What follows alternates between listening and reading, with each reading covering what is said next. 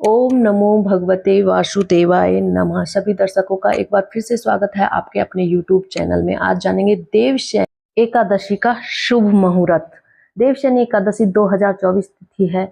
आषाढ़ शुक्ल पक्ष की एकादशी की तिथि आरंभ 16 जुलाई रात 8:33 से है और आषाढ़ शुक्ल पक्ष एकादशी की तिथि समाप्त 17 जुलाई रात 9:02 पर है। उदय तिथि के आधार पर देवशयनी एकादशी 17 जुलाई 2024 बुधवार को मनाई जाएगी। देवशयनी एकादशी में कुछ शुभ योगों का योग बन रहा है।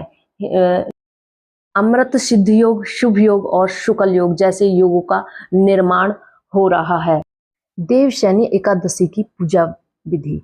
इस दिन ब्रह्म मुहूर्त में उठकर सभी कामों से निर्वत्र होकर स्नान कर लें। इसके बाद साफ सुथरे वस्त्र धारण कर लें। एक तांबे के लोटे में जल, सिंदूर, लाल फूल डालकर सूर्य को अर्घ दें। सबसे पहले व्रत का संकल्प लें। इसके बाद विष्णु जी की पूजा आरंभ करें। सबसे पहले एक लकड़ी की चौकी पर पीले रंग का वस्त्र बिछाकर श्री विष्णु की मूर्ति या तस्वीर रखें। सबसे पहले जल से आचमन करें। इसके बाद विष्णु जी को पीले चंदन का फूल, माला, अक्षत आदि लगाने के साथ भोग में तुलसी का दल के साथ रखें। इसके बाद जल अर्पित करें।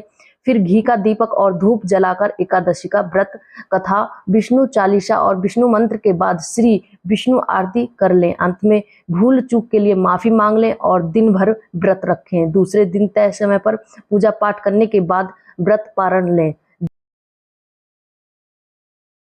सुनेंगे देवशयनी एकादशी व्रत कथा। धर्मराज युधिष्ठिर ने कहा, हे केशव, आषाढ़ शुक्ल एवं एकादशी का क्या नाम है? इस व्रत के करने से की विधि क्या है और किस देवता का पूजन किया जाता है? श्री कृष्ण कहने लगे कि हे युधिष्ठिर, जिस कथा को ब्रह्मा जी ने नारद जी से कहा था वही मैं तुमसे कहता हूँ। एक बार देव ऋषि नारद जी ने ब्रह्मा जी से इस एकादशी के विषय में जानने की उत्सुकता प्रकट की। तब ब्रह्मा जी ने उन्हें बताया, सतयुग में मानधाता नाम का एक चक्रवर्ती सम्राट राज्य करते थे। उनके राज्य में प्रजा बहुत सुखी थी, किंतु भविष्य में क्या हो जाए यह कोई नहीं जानता। अतः वह भी इस बात से अनभिज्ञ थे कि उनके राज्य में शीघ्र ही भयंकर अकाल पड़ने वाला है। उनके राज्य में पूरे 3 वर्ष तक वर्षा न होने के कारण भयंकर अकाल पड़ा। इस अकाल से चारों ओर त्राही त्राही मच गई। धर्म पक्ष के यज्ञ, हवन, पिंडदान, कथा, व्रत आदि में कमी हो गई। जब मुसीबत पड़ी तो धार्मिक कार्यों में प्राणी की रुचि कहाँ रह जाती है। प्रजा ने राजा के पास जाकर अपनी वेदना की दुहाई दी। राजा तो इस स्थिति को लेकर पहले से ही दुखी थे। वे सोचने लगे कि आखिर मैंने ऐसा कौन सा पाप कर्म किया है जिसका दंड मुझे इस रूप में मिल रहा है। फिर इस कष्ट से मुक्ति पाने का कोई साधन करने के उद्देश्य से राजा ने सेना को लेकर जंगल की ओर चल दिए। वहां विचरण करते करते एक दिन वह ब्रह्मा जी के पुत्र अंगी ऋषि के आश्रम में पहुंचे और उन्होंने साष्टांग प्रणाम किया।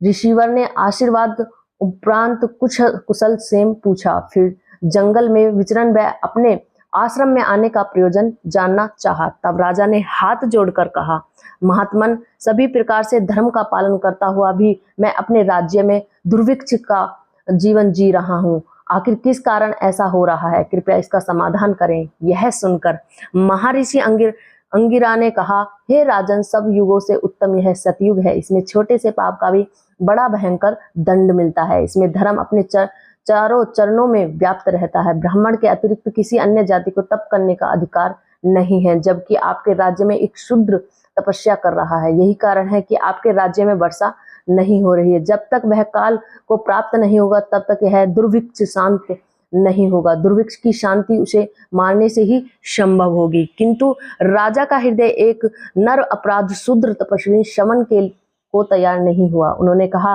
हे देव, मैं निर अपराध को नहीं मार सकता। यह बात मेरे मन को स्वीकार नहीं हो रही है। कृपया करके आप कोई अन्य उपाय बताइए। महर्षि अंगिरा ने बताया, आषाढ़ माह के शुक्ल पक्ष की एकादशी को का व्रत करें। इस व्रत के प्रभाव से अवश्य ही वर्षा होगी। राजा ने अपने राज्य की राजधानी लौट आए और चारों वर्णों सहित पद एकादशी का विधि पूर्वक व्रत किया। व्रत के प्रभाव से उनके राज्य में मूसलाधार वर्षा हुई और पूरा राज्य धन धान्य से परिपूर्ण हो गया।